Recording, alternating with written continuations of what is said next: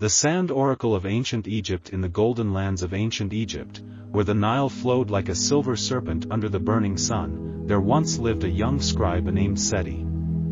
He was not born into wealth or noble blood, but into a quiet life of ink and parchment, shadows and scrolls. Seti lived within the temple of Thoth, the god of wisdom, where he spent his days copying sacred texts and his nights dreaming of the stars. One evening, as the desert winds whispered secrets across the sand, Seti was summoned by the high priest. The priest, old and wise, with a voice like crumbling stone, handed him a scroll sealed with wax bearing the eye of Horus. "Take this," the priest said, "and go beyond the Valley of Kings, where no man walks after dusk. You are to find the sand oracle. Do not speak unless spoken to. Do not stray from the path. And above all, do not ask a question unless your heart truly seeks its answer." Seti, though afraid, bowed deeply and accepted the scroll. That night, under a moon as thin as a blade, he mounted a camel and left the comfort of the temple behind.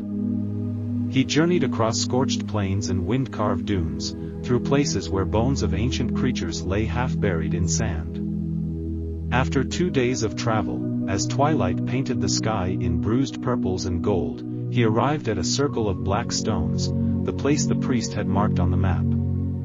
There was nothing else around. No trees, no huts, not even a sound. Just the stones, and the silence. Then, without warning, the ground trembled slightly, and a figure rose from the center of the stone circle. Not as a person steps forward, but as if it were being drawn upward from the earth itself. She was old, impossibly old, her skin the color of sandstone, her eyes milky with time. Wrapped in linen robes the color of ash, the sand oracle looked at Seti as if she had seen him long before he arrived. "You bring the scroll of truth," she said, her voice like dry leaves. "But truth weighs heavily on those who carry it." Seti bowed.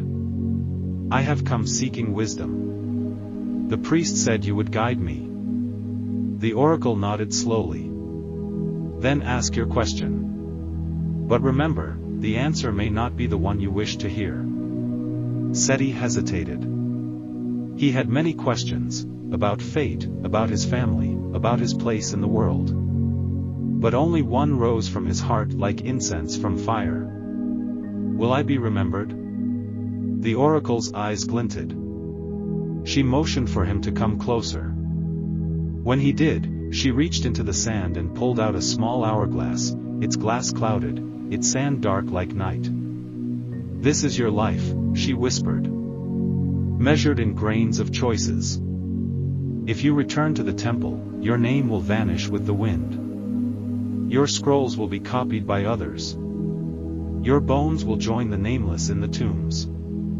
Seti swallowed hard. "And if I choose not to return?" "Then you will become part of a greater story," the oracle said. "But it will cost you. You must give up your name. Your past. All comfort. You will wander, and you will write, and you will carry the voices of those who cannot speak." Seti looked at the hourglass.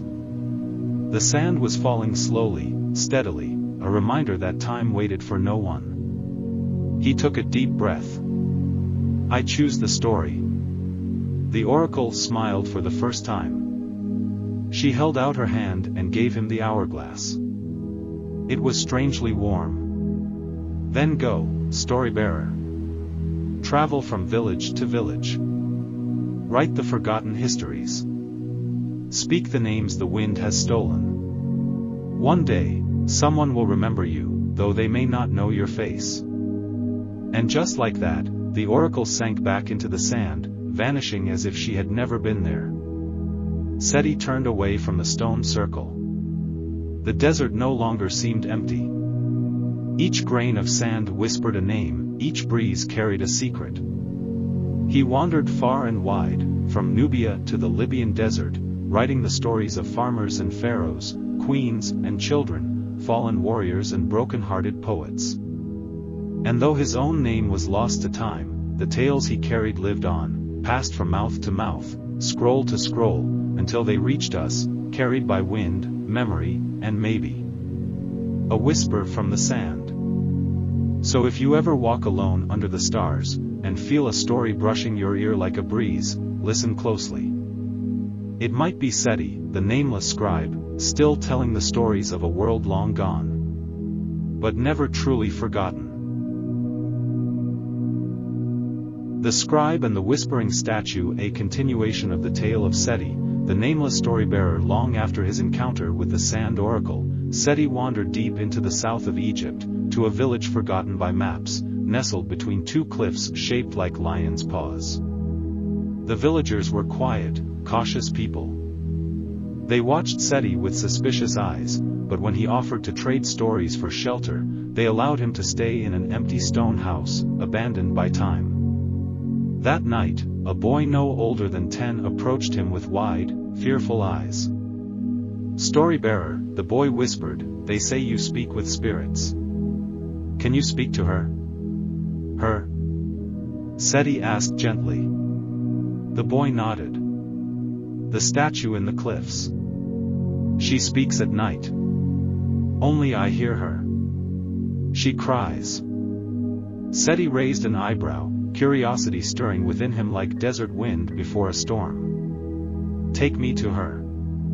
The boy led him through narrow stone paths until they reached a place where the cliffs opened into a half-hidden chamber, a cave carved by water long ago. In its center stood a statue of a woman, taller than a man, her arms raised, palms open. Her face was serene, but streaked with dark mineral tears. Seti lit an oil lamp and studied the statue. Though worn by time, the craftsmanship was divine. No ordinary village artisan could have shaped this. Around her base were carvings in an ancient tongue, half erased by wind and sand. That night, Seti stayed beside the statue. The wind moaned through the cave's narrow cracks, and the oil flame danced like it too was listening. Then, just before dawn, he heard it. A whisper. At first it sounded like rustling leaves, or sand falling. But soon the words grew clearer. "Tell my story," the voice sighed. "Before I am forgotten." Seti sat upright, heart pounding. He whispered into the darkness, "Who are you?" "I was once called Neferura, daughter of Pharaoh, high priestess of Ammonius, bride of peace." Seti leaned closer to the statue. "What happened?" Her voice was sorrow and wind. "I chose peace when my brother chose war. I hid the scroll of truce. He destroyed my name from the temple walls. My statue was hidden, my tomb sealed, my story buried." "Where is the scroll?" Seti asked. "Behind me," she whispered. "But take it only if you will speak the truth it holds. Many would use it for power. You must use it for memory." At sunrise, Seti found a loose slab at the base of the statue. Behind it was a scroll, wrapped in rotting linen. He held it as carefully as a newborn child. The scroll told of a forgotten peace, a time when Egypt nearly tore itself in two, and a woman gave up her legacy to save her people. That day, Seti returned to the village and read her story aloud in the square. The villagers wept. Some remembered fragments of a song sung by their grandmothers. Now they understood the words. They lit oil lamps and left offerings by the statue, whispering her name, Neferura. Seti stayed only one more night. Before leaving, he carved 3 small hieroglyphs at the base of the statue: memory, peace, truth. As he walked away under a sky burning with stars, he felt her whisper on the wind once more. "Thank you, story-bearer.